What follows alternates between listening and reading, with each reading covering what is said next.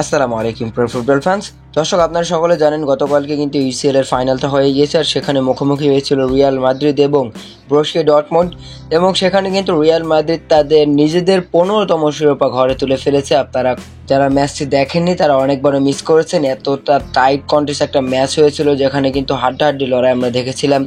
ব্রুসিয়া Dortmund কিন্তু প্রচুর পরিমাণ চাপে রেখেছিল রিয়াল মাদ্রিদকে ফার্স্ট হাফে, তবে তারা কিন্তু সেকেন্ড হাফে গিয়ে হাল ছেড়ে দিতে বাধ্য হয়। তবে বল পাসিং এদিন কিন্তু রিয়াল মাদ্রিদে এগিয়ে ছিল। 57% বল নিজেদের দখলে রেখে মোট 13টি শট নিয়েছিল। বিগ চান্স মাত্র একটা তৈরি করতে পেরেছিল, কিন্তু গোলকিপার থিবো কর্তুয়াস তিনি কিন্তু আসলে 3টি সেভ করেছিল। দুর্দান্ত একটা খেলা খেলেছে। তবে ব্রুসিয়া ডর্টমুন্ডও কিন্তু কম ছিল না, কেননা তারাও কিন্তু 3টা বিগ চান্স ক্রিয়েট করেছিল, কিন্তু তারা গোলের দেখা পায়নি।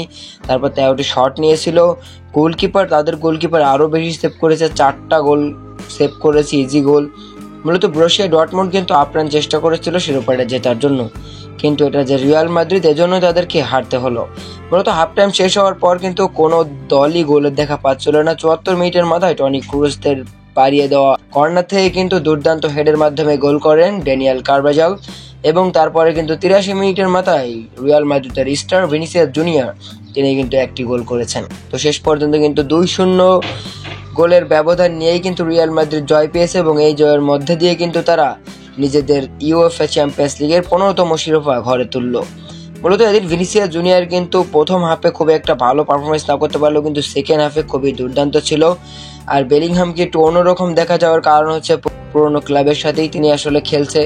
এই ম্যাচটা এতটা গুরুত্বপূর্ণ একটা ম্যাচ, তাও নিজের সাবেক ক্লাবের সাথে খেলা এতটা সহজ কাজ ছিল না। সেজন্য আসলে বেলিংহামকে কিন্তু একটু আনকমফোর্টেবল লাগতেছিল। তবে বেলিংহামও কিন্তু দুর্দান্ত খেলেছে।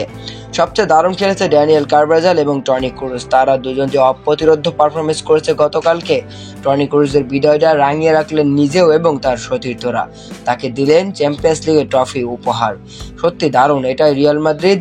আর রিয়াল মাদ্রিদ যে জিতবে এটা কিন্তু আমি আগেই বলেছিলাম আপনাদেরকে একটা ভিডিওর মাধ্যমে, কারণ আমার সেই পরিমাণ আত্মবিশ্বাস ছিল যে রিয়াল মাদ্রিদ কখনোই ব্রুসিয়া ডর্টমুন্ডের মতো একটা দলের কাছে চ্যাম্পিয়ন্স লিগের ফাইনালে হারবে না।